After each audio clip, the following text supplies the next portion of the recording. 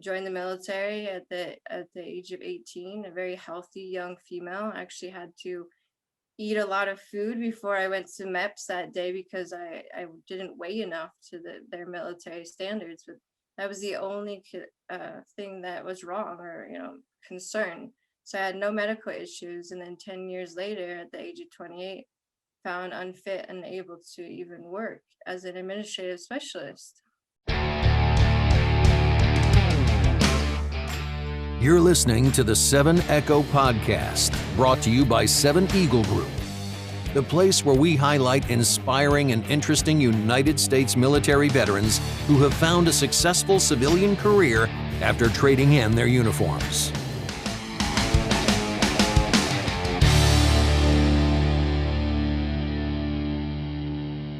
Hello, and welcome to 7 Echo Podcast. I am your host, Heather Clark, and I am here today with my beautiful warrior sister, Army veteran Sara Boyd. Sara served in the Army from 1998 to 2008, having a couple different MOSs, but eventually ending up in the ultra cool world, the same world that I worked in, which was military intelligence, where she became a counterintelligence special agent and did a tour in Korea before she got out. And now she runs this amazing nonprofit called Operation Truth that she's here to talk about today. So Sara, welcome. How are you today? Thank you for having me. I'm doing great. How was your holiday? Despite COVID restrictions, I had a great holiday. We spent it with another family and we just ate way too much food. Yeah, that's the problem. Because I had a photo shoot coming up and I'm like, oh gosh, I've been eating like a piglet because my son-in-law cooks such amazing food that I can't help myself. And so we were just talking about our grandkids and that you have 2 grandsons, I have 2 granddaughters. They're almost kind of similar in age ranges and how much fun that they are. And I wish I lived closer to mine. But let's get into, I saw that you grew up in Cedar Woolley. Is that correct? That's correct. So that was one of my favorite. I was stationed in Whidbey Island twice, and that was one of my favorite stations. I love that area. In fact, my son moved back there a couple of years ago because my kids kind of consider that home, because even though they were military brats, we spent a good chunk of their childhood there. So tell me a little bit about where you're from, kind of when you joined the service, what made you decide to join the Army? What a great area to grow up in, Whidbey Island. Wow. I've been all over there. Anacortes was where my mom lived. So we went to a lot of the lakes in the surrounding area, lots of hiking, outdoor exploring.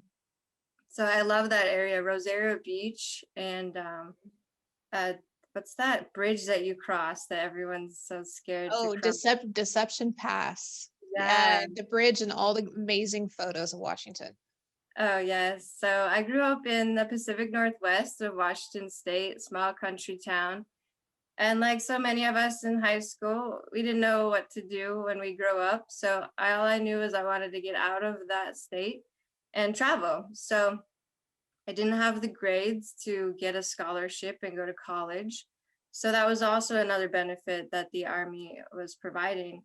But back in 1998, they had the $40,000 college fund if you signed up for 4 years. So at the age of 17 in the delayed entry program, as a junior in high school, I decided to join the Army. And 2 months after getting my diploma and graduating high school, I went off to basic training at South Carolina, Fort Jackson, which is by any means Camp Jackson, as a lot of our fellow soldiers like to call it. But I had a great time. And I served 10 years in the Army, as you stated, from 98 to 2008. I wanted to do the full 20 and end up becoming a chief warrant officer was my goal as a counterintelligence special agent, and then move on from there after retiring after 20 years to become a CIA agent. That was my ultimate goal. But as plans often do, was changed. And I was found unfit for duty at the age of 28 after 10 years on active duty in the Army. And can you tell me a little bit, just about not just being a female in the military, not just, uh, about while you're in, but when you're out, when you move into the veteran world as a female and you're going into now the nonprofit work, which we'll get into, like why you started that and stuff. Do you find it harder transition to get into the nonprofit world as a female veteran for people to kind of listen and take you seriously and say like, hey, you know, listen to what I say or recognize your service? I wouldn't say as much as a female and trying to be heard and as the realm of a nonprofit or charity, but I would say as a result of what we're trying to achieve, what our mission is, and the story behind it is what makes it difficult to be listened to and be heard. And can you tell us a little bit about why you decided to start this nonprofit? I decided to start my charity because of my own story. As I stated, I was found unfit for duty at the age of 28, and then 2 years later, at the age of 30, unable to work. So the 10 years have passed since I was found to be disabled and unable to work. So I needed to put that energy somewhere. So I started my charity as a result of what I found out in these last 12 years. Um, I became very ill throughout my military service. And the reason I was found unfit was for several different medical issues. But there was never any pinpoint reason as to what caused these issues. I joined the military at the age of 18, a very healthy young female. I actually had to eat a lot of food before I went to MEPS that day because I didn't weigh enough to their military standards. But that was the only thing that was wrong or concern. So I had no medical issues, and then 10 years later, at the age of 28, found unfit and unable to even work as an administrative specialist. So to pinpoint what was wrong was what I wanted to do. And what I found through my research and speaking to many other veterans that are in the same demographic was, and through the VA, of course, was to be found that it was more likely or not due to the anthrax vaccine or a correlation of receiving different vaccines together in a short period of time. So I've dedicated my life to determine what that is. Why me? Why others like me in my demographic? We didn't deploy to Iraq or Afghanistan, so we don't have that environmental factor of exposures. The VA has listed on their public health website several different exposures for what they call chronic multi-symptom illness. And vaccines are one of those exposures. Several different vaccines are listed, the anthrax vaccine being one of those, of course. And what's different in my case is during the duration of 97 to about 2001, they had what they called the anthrax vaccine immunization program, making it mandatory for all service members and military contractors to get the anthrax vaccine. So during that period of time, there was a lot of individuals getting court-martialed for dereliction of duty for disobeying this order of getting the anthrax vaccine. So the Congress decided to do an investigation as to why so many service members were getting court-martialed and not wanting this vaccine. They did the investigation and determined that the practices of the organization that was making the product here in Michigan had done some practices that had tainted some different lot numbers of this anthrax vaccine. And the other investigations determined different things about the squalene adjuvant that was in the vaccine. And so there's many different factors as to why this vaccine injury occurred. But through our research and what Operation Truth is trying to achieve is to find, is it genetic biomarkers for certain different individuals? Because we all receive vaccinations within a certain amount of period that should not have been given. We all received the anthrax vaccine without informed consent, with other vaccinations given at the same time. So what I believe it to be and what many others believe it to be is a genetic biomarker, perhaps in the blood or otherwise, that makes it more myself and other people in the demographic more susceptible to vaccine injury.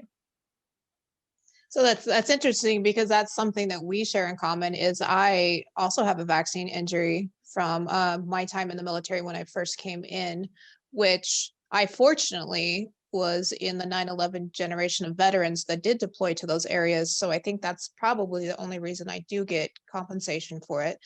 But it's been almost 20 years and they still cannot pinpoint why I have partial paralysis in my right side. Chronic pain and losing my fine motor skills in the right side of my shoulders and arms and fingers. And when I was looking into this, being a lifelong college student in applied and social sciences, the scientific method is pounded into your head of how part of that is you have to have peer-reviewed research into actually being able to state that something is factual. And when I was looking into this, of what the VA had posted, they did post a clause that said, we recognize that we may not have the answer. It may be a medical mystery as to the origin of your medical condition. And then under that, I saw that there was a disclaimer in cases like yours. But when I looked at the research, I was surprised to find that they had a 300-page volume on this, but the information that they used, the studies that they used, they admitted that none of them had been peer reviewed. And they were 20 years old. And anybody in the scientific world knows that, usually even in grad school, we're only allowed to go back 5 years to look at studies. And so I thought, wow, not only is it 20 years old, but they didn't even actually use studies that had ever been replicated and proven to be true.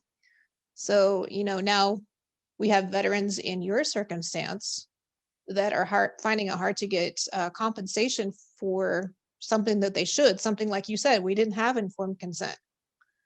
Who knows, like, the way that they gave these vaccines and the duration, the short amount of time, or if they had effects one after another, what that really is doing to our body.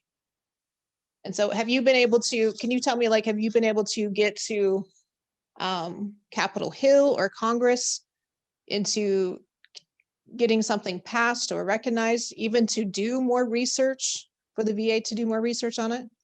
New research? No, and it's unfortunate, as I was stating, that it's not so much that I'm a female, and it's not that I'm a certain race or don't have the money. It's really what we're trying to achieve and the nature behind it. Nobody wants to back a bill that has anything to do with vaccine injury. The climate is really against that right now. I mean, as we've seen, there's been bills passed that that aren't allowing those injured for the COVID-19 vaccine to be compensated for at least the next 4 years. And so it's unfortunate that our demographic of patients aren't being seen as patients. I mean, yeah, it might not be a very large number, but we're still patients in need of therapy. We're still patients in need of research. We're still patients in need of being seen as patients for compassion and understanding. Yeah, I absolutely agree. Every veteran, and every veteran, no matter what capacity that they served in, whether they were in wartime or not, no matter what their MOS is, we all deserve compensation for the things that we went through and the things that we were exposed to. And when I was looking even into reporting, I was surprised to find that most of the reporting is passive reporting, which means that, if you go to a doctor and you get a vaccine and they call you and say, hey, did you have any issues with this vaccine? That would be active. They'd be checking on you. But most of this government reporting is passive, where you are the person that the responsibility lies on to report it, but then it doesn't go anywhere. And so I find that disheartening when I talk to veterans. I have Vietnam veteran friends still fighting for compensation for things they were exposed to. I have friends that are dealing with I just did an interview the other day about the burn pits. And it just really hurts my heart, and it's heavy on my heart that we have to fight so hard just to get recognized, as you said, as a patient, and to get compensation for things that we were exposed to. And I'm so grateful that we have people like you that are willing to, like you said, dedicate your life to this cause. Can you tell us a little bit more? Is there anything that we as veterans can do to help support your cause? Yes, thank you. And it's very unfortunate, but there is hope on the horizon. And there are people like me that are willing to stand up and fight. It's going to be a long fight, but that came before me were able to do it with the current research advisory committee. And yeah, we're not liking the way that it is right now or what it's becoming. But when you have a government program where it can be controlled and manipulated, it's a lot easier than having a program that they began with. And so it's unfortunate that the Research Advisory Committee has become what it is. But what we're trying to achieve is to get an additional Research Advisory Committee for the sole purpose of what they have been saying that they've been researching since the early 90s was this vaccine injury portion. They have the data, they're collecting the data like you stated. They collected data on myself, who hasn't been to Iraq or Afghanistan. They had me go through the Go4 registry exam to collect that data. And then they wanted me to go to the War-Related Injury, Illness, and Support Center in Palo Alto. And in Palo Alto, California, I've never been there because it's a federal installation and I'm a cannabis patient. But if you look at my problem list, there's many discrepancies. Not only have I been diagnosed with certain things that have been removed, I also have diagnoses that have been received from the Palo Alto facility, which I've never been to. So there are a lot of discrepancies in the VA system, as we all are aware. We're trying to get that changed through our nonprofit and informing them of this education process. But like I said, there's hope on the horizon, and there's a research group out of California that would like to help us out. We're trying to achieve funding through a congressional mandate, but unfortunately, the climate, like I stated, is not going to help us out right now. So I think we're going to start looking out to the public to try to get this funding. It's going to be thousands of dollars, but it's going to be a very critical research program to determine what those genetic biomarkers are. Yeah, and my friend Dr. Jason Piccolo too is a pretty big advocate for the burns pits too. And I was watching something with him this morning. He said, document, document, document. We all know that from being in the military. Don't ever lose your paperwork, because the military for sure is going to lose your paperwork. And he even started like keeping diaries and stuff of his conditions that he goes through, so that he has that documentation. And he even started gathering friend statements so they could say, I see him go through this. These are the symptoms that I see him go through on a regular basis. So as veterans, we have to take care of each other, and we take care of ourselves, and just make sure that you document as much as possible. So when you have the discrepancies, like you said that you had, you could be like, no, I never went here. Or I do have this. Here's the proof of it. So we're really grateful that we have you. And where can we find you on social media for Operation Truth? Yes, we have a work in progress website that you can find us at operationtruth.net, or if you're on Facebook or Instagram at Operation Truth GWI. Great. And my last question for you this morning is, if you had one piece of advice to give someone that is currently active duty and they're considering getting out, what would that be? I would ensure that your medical records are printed out and you have a hard copy of them. I would, if you're obviously not going through the medical board process, I'd ensure that you have seen every specialist that you've had an issue with concerning whatever medical health you might have. Like we were stated earlier, documentation is key. And so anytime you want to be service connected through the VA, it has to be documented through your military service time frame. or else it's going to be extremely difficult. And even if you have it documented, it's already difficult. I spent over $20,000 in lawyers' fees just to get the unemployability at 90% at total and permanent that I have, in addition to a Social Security disability, which I should have never had to pay any lawyer's No. fees for.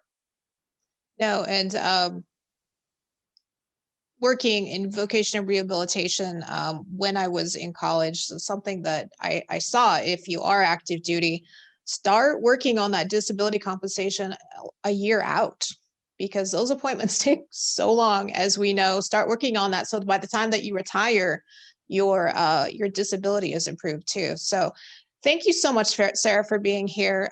Definitely everybody check out Operation Truth. They're doing great things. They're out there advocating for our health, which is one of the most important things that we have. And one of the most valuable things that you have is time on this earth. So thank you, Sarah, for being here. My name is Heather Clark, and this is 7 Echo Podcast, bringing you the stories of our veteran community so you too can build your own veteran network. Thank you and have a great day.